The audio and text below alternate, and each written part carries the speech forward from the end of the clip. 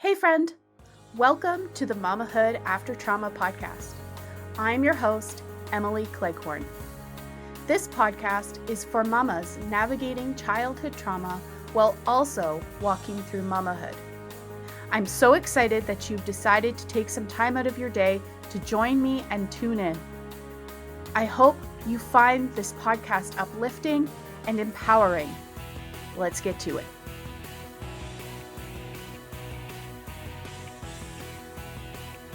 Hello, friends, and welcome to this episode of the Mamahood After Trauma podcast. I am so excited that you have taken some time out of your day to tune in and listen to this conversation.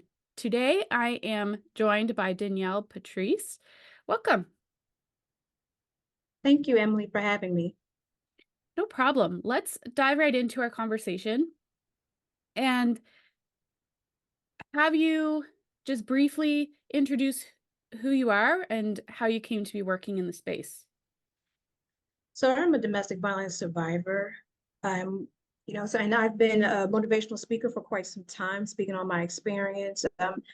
Also advocating to help further change, working with different, I'll say a lot of politicians and senators. So a few actually from my home state in New Jersey, just to talk about domestic violence and explain, the impact of it. And so I would say also now, as of last year, I became a newly published author of Neuroscience, the ecosystem of domestic violence. Yeah, because abuse of any kind, domestic violence, childhood trauma, whatever it may be, has a far-reaching impact on an individual. It's not just surface level. Exactly.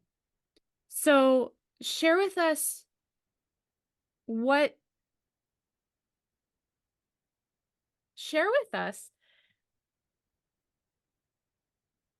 my words are jumbled in my head, so just No give worries. me a second. Just give me a No second. Share with us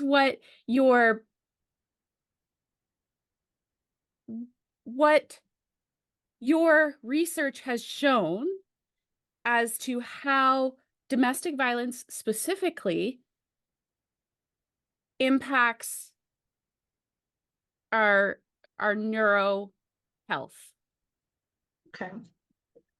So with domestic violence, in anything, there is something called in the brain called the limbic system. Yes. And in the limbic system, you have different components. You have the hippocampus, the amygdala, you have the thalamus. And I just want to say before I even get further, I'm not a neuroscientist. I'm a DV survivor who actually studied this information and turned into a research book. So just want to put it out there. So with that said, the amygdala is also over where the anger comes into play, and so the emotional regulation. If there's any damage towards that part, that component, it is emotional dysregulation, and it can make that person become completely out of balance. There's also different parts and components of the brain where I know you've seen the actual picture of the brain, and it talks about the showing of the ridges. There's different ridges in the brain, which is called the gyrus, and parts of that is covered with gray matter. And so with the gray matter, if there's any reduction within that gray matter of that brain, is led to mental health, which is specifically in schizophrenia. And there's also other components comparing to in the brain with part of, like over here is the prefrontal cortex. And in that part of that brain, if there's any sort of damage to that part, then there's a possibility of this person becoming increased violent. And so that's part of that, just as a component. If there's any brain damage, we're not even talking about if there's any hormonal issues going on with that person, but there's an imbalance that's through over time. So that's just a lot of the studies that I discovered as I was working on this book. Wow. So what were your three biggest takeaways from your research process for your book? So initially, when I started working on this book, it was about, what's the dynamic between victim and abuser? And I'll say that it's three, right? So it seems like one, that it's so much more complex than people realize as far as, the dynamic between victim and abuser. that it's going from all the way up to societal levels. And that one of the components that I felt was important was the discovery or talking about the Pavlov's dogs as it correlates to domestic violence. The natural selection, Charles Darwin's survival of the fittest, which I also feel is very, component, even though it's an important component because we don't think about biology and domestic violence in the same sentence per se. But talking about it is also, how we select our partners. And I think that's also a very important part of it, and the entertainment that comes along with, how we watch TV or listen to music or whatever, that plays a bonus. And then I would say the third one for me is just dealing with the actual life, where you're dealing with people, how enablers play a role. When you have children are affected by this, how, victim defendants that are not brought to the forefront. We know about victims and abusers, but nobody talks about victim defendants and how they're affected twice, being a victim within this abusive situation, but also because they're fighting back, they're getting charged, how they're being re-victimized, how they're also being thrown into the jail system or the prison system.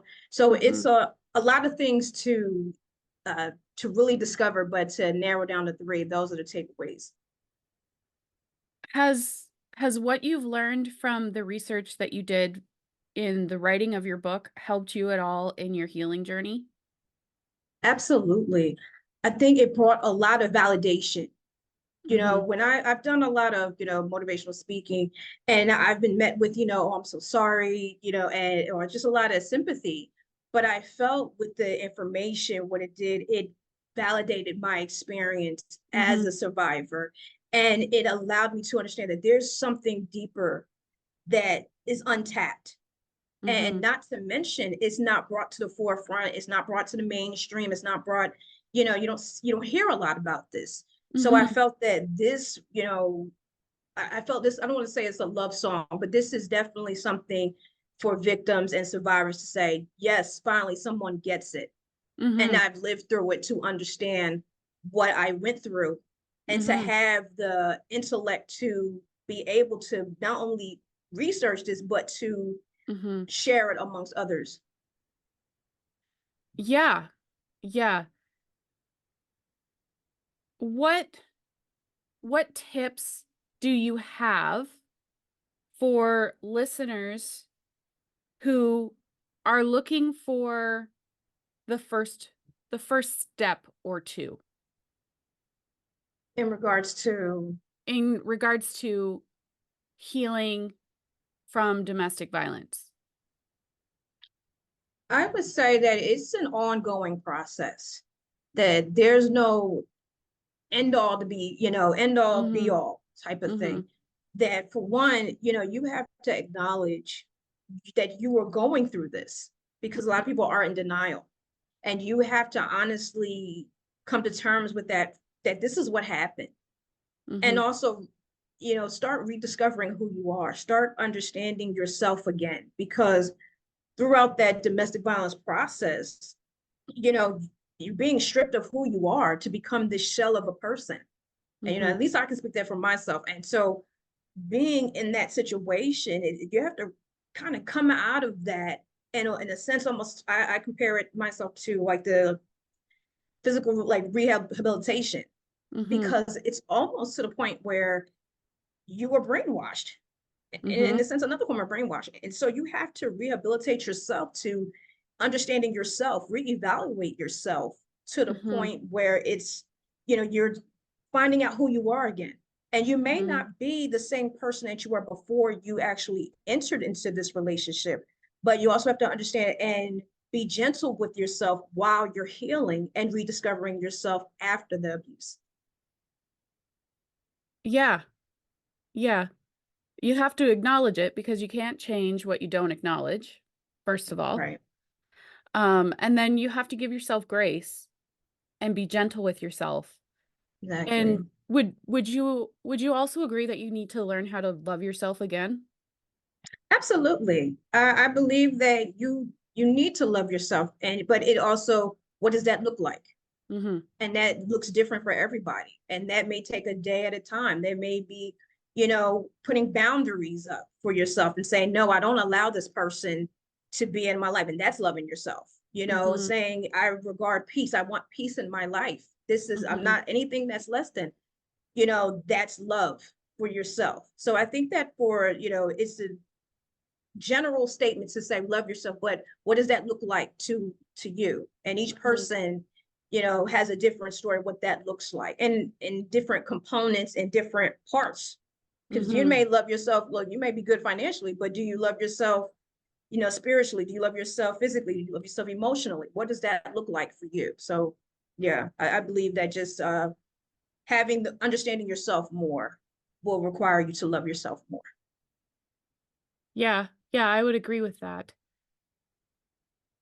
How have how have you used what you learned in the writing of your book to not just help yourself heal, but also to help your children heal?